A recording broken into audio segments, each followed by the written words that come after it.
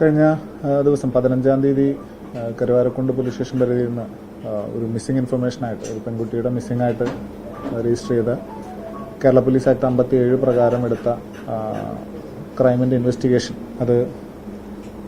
അതിൽ നിന്ന് വെളിവായിരുന്നത് ഈ കുട്ടി കൊലപാതകം ചെയ്യപ്പെട്ടു എന്നുള്ളൊരു ഇൻഫർമേഷനാണ് മനസ്സിലാകുന്നത്. നിങ്ങൾ ഓൾറെഡി അറിഞ്ഞു കാണും. ഇതുമായിട്ട് ബന്ധപ്പെട്ട് ഈ കുട്ടിയുടെ ഒരു ആൺ സുഹൃത്ത് 18 വയസ്സിൽ താഴെയുള്ള ഒരു ആൺ സുഹൃത്താണ് ഈ കൃത്യം ചെയ്തതായിട്ട് നിലവിൽ മനസ്സിലായിട്ടുള്ളത്. അതിന്റെ കൺഫെഷനും മറ്റും അടിസ്ഥാനത്തിൽ കുട്ടിയുടെ മരണപ്പെട്ട പെൺകുട്ടിയുടെ മൃതശരീരം നമ്മൾ ഇന്നലെ റിക്കവർ ചെയ്തിരുന്നു. വണ്ടൂർ പോലീസ് സ്റ്റേഷൻ പരിധിയിലാണ് നടന്നത്. അതിനുശേഷമുള്ള ഇൻക്വസ്റ്റ് നടപടിക്രമങ്ങൾ കഴിഞ്ഞു.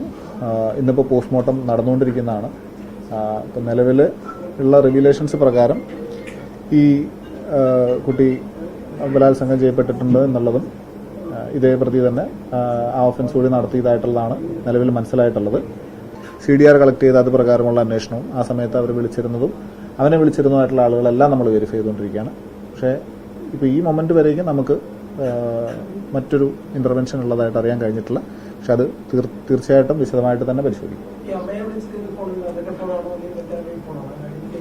ഇപ്പം നിലവിൽ മനസ്സിലായിരിക്കുന്നത് വെച്ചിട്ട് അയാളുടെ ഫോണിൽ നിന്ന് തന്നെയാണ് ഈ പെൺകുട്ടി അമ്മയെ തലേ ദിവസം വിളിച്ചതായിട്ട് അറിയിക്കുന്നത്.